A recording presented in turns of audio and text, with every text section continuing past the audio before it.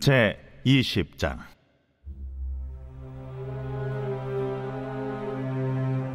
여호와께서 여호수아에게 말씀하여 이르시되, 이스라엘 자손에게 말하여 이르기를, 내가 모세를 통하여 너희에게 말한 도피성들을 너희를 위해 정하여 부지 중에 실수로 사람을 죽인 자를 그리로 도망하게 하라.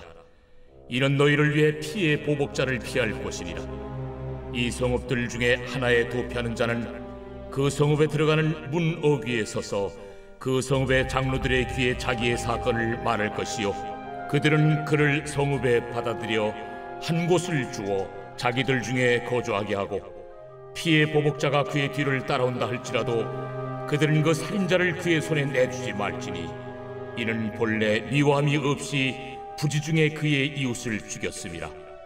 그 살인자는 회중 앞에 서서 재판을 받기까지 또는 그 당시 대제사장이 죽기까지 그 성읍에 거주하다가, 그 후에 그 살인자는 그 성읍 곧 자기가 도망하여 나온 자기 성읍 자기 집으로 돌아갈지니라 하라.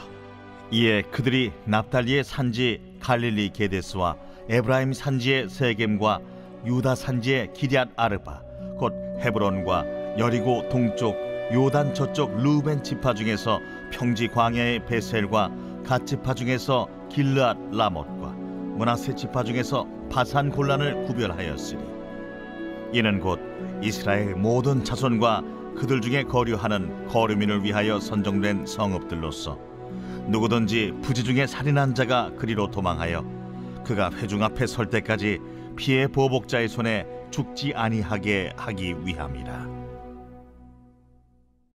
오늘 새벽에도 주님의 보좌 앞으로 나오신 성도님들에게 하나님의 은혜와 평강이 함께 하시기를 축원드립니다. 오늘 여호수아 20장 말씀 함께 살펴보겠습니다. 여호수아서는 모세오경의 실천편에 해당됩니다. 40년 광야 생활을 통해 훈련받고 또 하나님의 말씀을 부여받은 이스라엘 백성들이 가나안 땅에 들어가 그 땅을 정복하고 하나님의 말씀대로 그 땅을 어떻게 다스리는지 그 실천의 사항을 보여주고 있습니다. 여호수아는 4개의 주제로 이루어져 있는데요. 가나안 땅에 입성하는 장면, 정복하는 장면, 땅을 분배하는 장면, 그리고 그 땅에서 정착하는 장면입니다. 그중에 우리는 땅을 분배하는 장면에 와 있고요. 그 분배도 이제 거의 마무리되었습니다. 여호수아가 나이가 늙게 되어 더 이상 전쟁할 수 없게 되었습니다. 하지만 아직 땅을 다 정복하지 못하였고 가나안 족속들이 여전히 남아있는 상태였죠. 이때까지 이스라엘 백성들은 땅을 분배받지 못하고 기다리고 있었습니다. 여호수아가 모든 가나안 족속들을 몰아내 주기를 바랬던 듯합니다. 하지만 더 이상 전쟁할 수 없게 되어 그들은 하나님의 강권적인 지시로 땅을 분배하게 되어지죠. 유다 지파부터 시작되어진 이 가나안 족속들은 모두 땅을 분배받게 되었고요. 이제 그 땅에서 가나안 족속을 몰아내며 그 땅을 에서 정착하며 살아가야 합니다. 이제 이 땅 분배가 마무리되고 레위인들을 위한 성읍을 언급하게 되는데요. 레위인의 성읍이 48개입니다. 지파별로 4개의 성읍씩 레위인들에게 주어지게 되는데, 성읍을 중심으로 사방 1km씩 땅을 주어서 경작하며 생활하도록 합니다. 이 48개 성읍 중에 6개 성읍이 도피성으로 결정이 됩니다. 오늘 본문에도 언급되어 있는데요.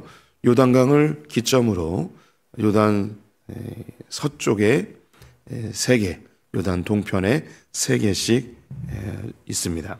요단 동편에는 르우벤 지파의 베셀, 갓 지파의 길르앗 라못, 그리고 므낫세 지파의 바산 골란이라는 곳이 도피성이 되고요. 그리고 요단 서편 가나안 땅의 납달리 지역의 갈릴리 가데스, 그리고 에브라임 지파의 세겜, 그리고 유다 지파의 헤브론이 도피성이 됩니다. 우리에게 익숙한 성읍은 세겜과 헤브론 정도가 되지 않을까 싶습니다. 도피성에 대해서는 성도님들이 이미 많이 좀 들어보셨을 텐데요.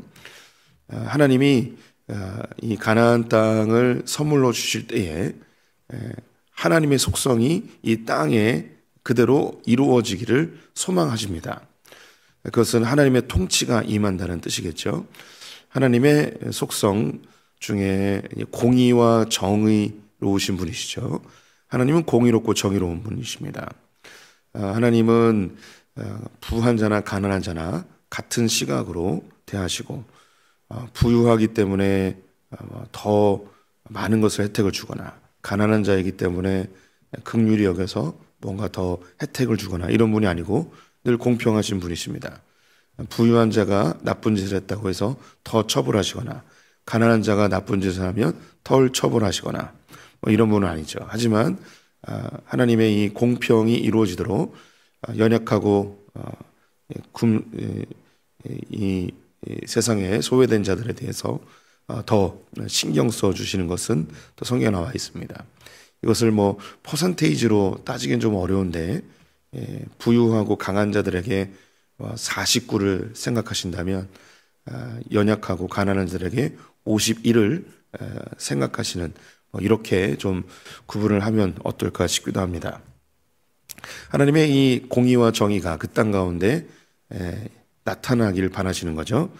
또 한 가지의 하나님의 속성을 언급하자면, 하나님은 거룩하신 분이십니다. 흠이 없으신 분이시죠. 그래서 그 땅 가운데도 하나님의 거룩함이 드러나길 원하십니다.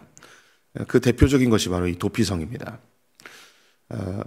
하나님은 죄에 대해서 징계하심으로 죄를 없애시죠. 이것이 거룩을 유지하는 방법입니다. 하지만 죄 없는 자가 무고히 죽게 되는 것, 이것은 거룩성을 훼손하는 일이기 때문에 하나님께서는 죄 없이 살인한 자에 대해서 그 사람의 생명을 보장해주는, 다시 말해 거룩함을 유지해주는 속성이 도피성입니다. 하나님이 구약의 중요한 형법의 원칙으로 눈에는 눈, 이에는 이를 천명하셨죠. 이것은 고대 중동사회에서 보편적인 형법의 원칙이기도 합니다. 눈에는 눈, 이에는 이, 동형복수법이라고 합니다. 이것이 굉장히 잔인해 보일 수 있겠지만, 이것은 내가 당한 만큼만 보복하는 아주 공평한 형법 제도라 하겠습니다. 예를 들어 우리 성도님들의 자녀들이 놀이터에서 맞고 눈이 시퍼래져서 돌아왔습니다. 그러면 우리 성도님들의 성질대로 하면 이 내 아이를 때린 그 상대편 아이를 어떻게 하시겠습니까? 네, 우리는 똑같이 갚아주지 않고 몇십 배로 갚아주길 원하죠. 한 대 맞았는데 한 100대는 때리는 게 우리의 마음입니다. 이런 것을 동형복수법에서 금하고 있는 것이죠. 내가 팔이 부러졌으면 똑같이 팔을 부러뜨리는 거예요. 더 이상 하면 안 되는 것이죠. 또 가해를 한 자는 그만큼의 가해를 받아야 하기 때문에 범죄를 억제하는 역할도 하게 됩니다. 근데 살인의 경우 누군가의 생명을 상하게 하여 죽게 하였다면 그대로 형벌을 받아야 되는 것이죠. 죽음으로써 그 값을 지불해야 합니다. 내가 고의가 아니에요. 실수로 혹은 오인하여서 사람을 죽인 경우 이때는 어떻게 하는가? 고의가 없었기 때문에 이스라엘이 보복을 당하면 무고히 죽게 되어 그 땅이 무고한 피를 머금게 되어서 부정하게 되는 거죠. 거룩성이 훼손이 되는 것입니다. 이스라엘은 보복, 피해 보복자라고 되어 있는데요. 이것은 고헬 제도라고 해서 가장 가까운 친족이 그 값을 지불해야 되는, 그리고 보복해야 되는 그런 법률이 있습니다. 이 고헬 제도의 대표적인 것이 내가 땅을 잃어버렸어요.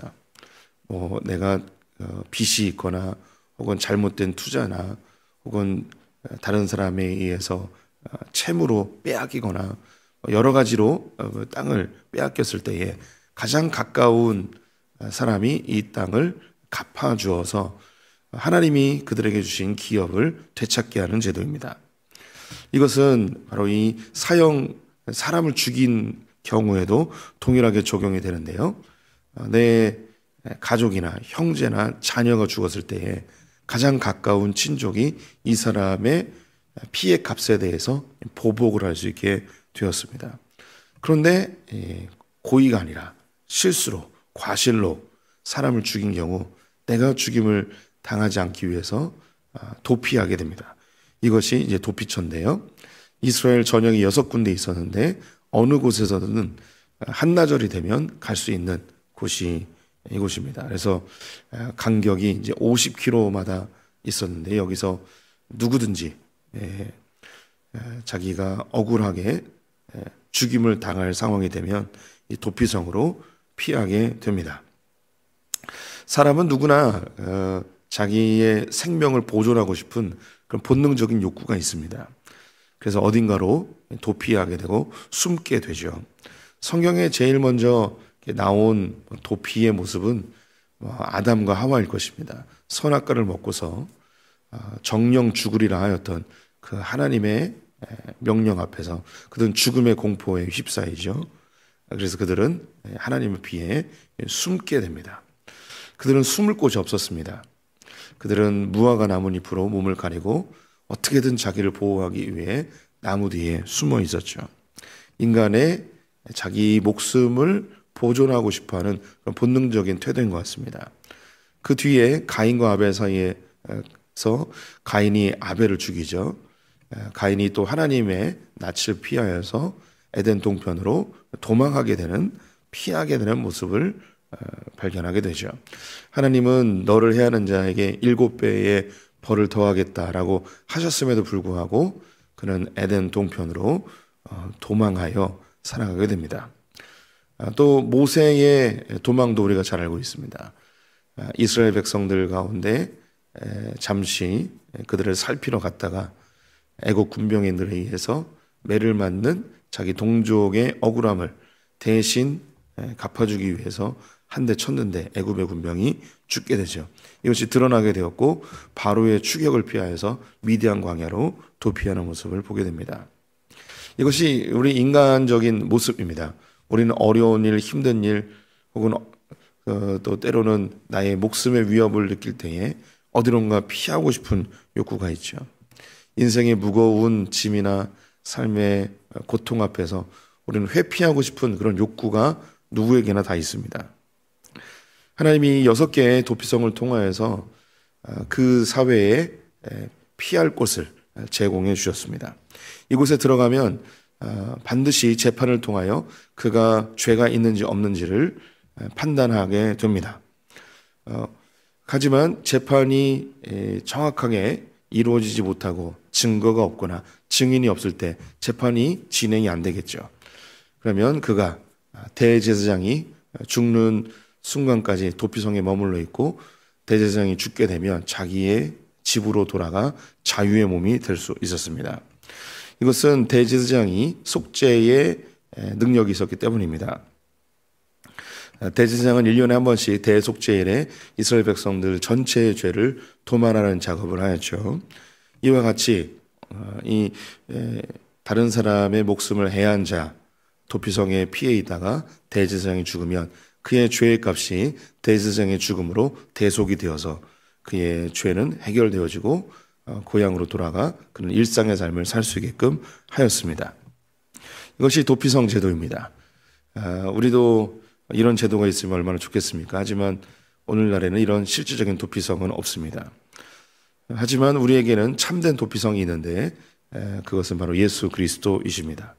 수고하고 무거운 짐진 자들이 예수 그리스도에게 가서 안식을 얻을 수 있게 됩니다. 또 우리가 어떤 죄를 지을지라도 예수 그리스도 앞에 가게 되어 우리의 죄가 도말하게 되어지죠. 히브리서 12장에는 아벨의 피보다 더 나은 피가 있다고 이야기합니다. 아벨은 대제사장의 대표성을 가지고 있습니다. 대제사장인 아벨보다 더 크신 분이 계시는데 그분이 바로 예수 그리스도라는 것이죠. 이 도피성은 예수 그리스도를 아주 고스란히 예표하고 있습니다. 우리의 인생 가운데 결국은 죽음을 앞에 두고 있습니다. 성도님들이 누군가를 죽이는 죄를 짓지 않더라도 사람을 죽이면 이스라엘 사회에서 피해 보복자가 와서 생명을 거두어 가죠. 하지만 우리 성도님들 누굴 죽이지 않을지라도 모든 사람이 죽음 앞에 서 있습니다. 우리는 죽을 죄를 지은 자들이죠. 이 죽음의 문제를 우리는 결코 피해갈 수가 없습니다. 누구나 다 죽게 되는데 우리는 다 억울해요. 우리 성도님들이 한 사람 한 사람 이야기를 들어보면 다 억울합니다. 내가 이렇게 벌받을 만한 일을 하지 않았고 죽음 앞에서 내가 무슨 죄를 졌다고 이렇게 내 생명을 앗아가느냐라고 누군가에게 한탄하는 장면을 수없이 보게 되죠. 젊은 나이에 죽게 되면 얘가 무슨 죄가 있다고 이렇게 빨리 죽냐고 억울해하며 분노하는 경우들도 보게 됩니다. 모든 사람이 죽음 앞에 놓여 있고 죽음의 공포 앞에 피해가고 싶은 것이 우리의 욕구입니다. 그래서 돈이 많고 능력 있는 자들은 죽음의 공포를 피해가기 위해 불로초를 찾아다니거나 인간 복제를 하거나 자기가 죽으면 냉동 상태로 놓거나 혹은 그 어떤 최신 과학과 의학의 기술을 빌어서라도 자기를 이 죽음의 문제에서 회피하고 싶은 것이 인간의 본성적인 모습인 것 같습니다. 누군가가 다 이 세상에 있는 모든 사람은 도피처를 찾습니다. 삶의 고통으로부터 도피하든 죽음으로부터 도피하든 자기의 수고하고 무거운 짐으로부터 도피하든 어떻게든 안식을 얻고 싶어하는 그 도피처를 찾고 있죠. 그런데 이 세상 사람들이 찾은 그 도피처는 진정한 안식이 되지 못합니다. 생명을 구원하지 못하죠. 죽음의 문제를 결코 해결할 수 없습니다. 이것이 인간의 현실이고 처절한 우리의 실체입니다. 그런데 우리에게 주님께서 너희에게 도피성을 제공해 주겠다.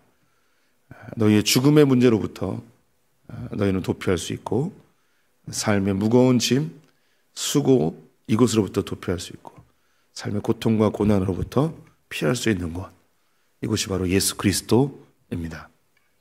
그리스도 안에 있는 자들은 죽음에서 생명으로 옮겨집니다. 여기 계신 많은 분들이 죽음의 공포로부터 벗어나셨습니다.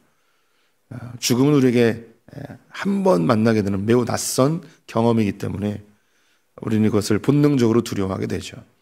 하지만 예수 그리스도의 부활의 생명이 내 안에 깊은 믿음으로 다가온 자들은 더 이상 죽음을 두려워하지 않고 죽음 너머에 있는 천국을 사모하며 죽음을 우리 기다리고 천국을 사모하게 됩니다.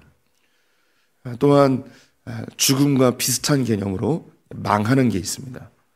우리는 망하는 것에부터 도피하고 싶습니다. 안 망하고 싶죠. 하지만 세상 사람들은 결국은 다 망하게 됩니다. 빈손으로 왔다가 빈손으로 가게 되는 거죠. 내 손에 무엇인가 붙잡고 있는 듯하지만 다 놓고 가야 되는 것입니다. 결국 모든 사람은 다 망하게 되어 있습니다. 좀 일찍 망하든 나중에 망하든 망하게 되죠. 우리 망하는 것에 대한 두려움이 강합니다. 사실 죽는 것보다 망하는 게 더 두렵습니다. 하지만 예수 그리스도 안에 있는 자들에게는 이 망하는 것도 더 이상 두렵지 않습니다. 내가 보기에 지금은 망하는 것 같지만 합력하여 선을 이루시는 그 주님을 신뢰하기에 조금은 고통스럽고 힘들지만 주님께 피한 우리들은 하나님이 이 모든 것을 새롭게 바꾸실 것을 기대하게 됩니다. 그리고 인생을 살아가며 지금 망하는 것 같지만 더 놀라운 일들로 하나님께서 갚으시고 그것이 물질적으로 회복되지 않을지라도 깊이 하나님을 만나는 새로운 은혜를 경험하기도 합니다. 수고하고 무거운 짐진 자들, 또 이 땅의 고통과 고난으로 신음하는 자들, 예수 그리스도께 나와서 우리는 안식을 얻게 되죠. 쉼을 얻게 됩니다.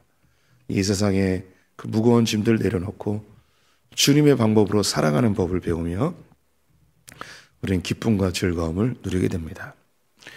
이 새벽에 나오신 분들, 저는 하나님 품에 안기는 분들이라고 확신을 합니다. 주님 안에서 삶에 잠시 도피하여 하나님으로부터 얻는 이 안식, 이 새벽기도 얼마나 소중한지 모릅니다. 제가 지난주부터 이제 새벽기도를 다시 하고 있는데 제가 이렇게 아주 절실하게 느낀 거예요. 제가 9월 12일 날 무릎 수술을 했죠. 그때부터 한 달 동안 새벽기도를 못했습니다. 새벽기도를 못했다기보다는 새벽기도 설교를 못한 거죠. 네팔 갔다 와서 그 다음 날부터 새벽기도 설교를 하는데 저도 느끼는 게 뭐였냐면 새벽기도 설교를 하루하루 할 때마다 몸이 좋아지는 거예요. 그리고 주일날 설교를 했는데 몸이 거의 완벽하게 회복이 됐어요. 한 95% 회복됐고 이번 주에 이제 새벽기도를 이제 어제 하고 오늘 했는데 전 지금 컨디션이 100% 회복됐어요. 예. 믿으세요. 회복됐다니까요. 예. 근데 금요일인가쯤에 어떤 분이 문자를 주셨어요. 목사님, 새벽기도를 하시면서 얼굴이 밝아지는 게 보여져요. 하면서 누가 문자를 주신 거예요. 그래서 내가 느낀 게 나만 느낀 게 아니고 성도님들 중에도 느끼는 분이 계시는구나 라는 것을 알게 됐죠. 저는 정말 죽었다 깨나도 또 목사를 해야 될 것 같아요. 이렇게 새벽에 설교하고 새벽에 기도하면서 제 안에 회복이 일어나는 것을 보게 됩니다. 저는 그런 확신이 있어요. 저는 물리치료 계속 해야 되거든요. 근데 물리치료보다 새벽기도 하면 다리가 더 좋아질 것 같은 그런 뭔가 미신적인 그런 확신이 있긴 한데 주님이 튼튼하게 해줄 줄 믿습니다. 제가 좀 농담을 섞긴 했지만 새벽에 나오시는 성도님들 또 새벽으로 영상으로 새벽을 깨우시는 분들 동일한 경험을 하실 것 같습니다. 조금은 귀찮기도 하고 몸에 피로도 있지만 이 주님 품에 나와서 기도하고 말씀 듣고 하는 이 시간이 우리에겐 도피처이고 회복의 장소이고 쉼의 장소인 것 같습니다. 참 좋습니다. 이렇게 주님이 계시다는 게. 세상 사람들 나름대로 자기의 삶의 안식과 쉼과 도피하기 위해서 뭘 선택할까요? 많은 사람들이 휴가를 가기도 하고요. 주말마다 캠핑을 가기도 하고 자신만의 회복의 방법 찾죠. 요즘은 달리기도 많이 하고 낚시도 많이 하고 좀 건강하게 풀면 좋겠지만 또 안 좋은 것으로 풀기도 합니다. 술로 풀고 담배로 풀고 도박으로 풀고 오늘도 뉴스를 보니까 청소년 도박이 심각할 정도로 급증하고 있다고 뉴스가 또 나왔습니다. 이렇게 자기의 불안함을 그런 중독으로 풀기도 하는 거죠. 근데 우리에겐 예수 그리스도가 계십니다. 죽음의 문제로부터 해방되어지고 무거운 짐과 고난과 고통으로부터 안식을 주는 그 예수 안에 끊임없이 달려오셔서 주님 품에 안기어서 참된 위로와 쉼과 안식을 얻으시기를 주님의 이름으로 축원드립니다.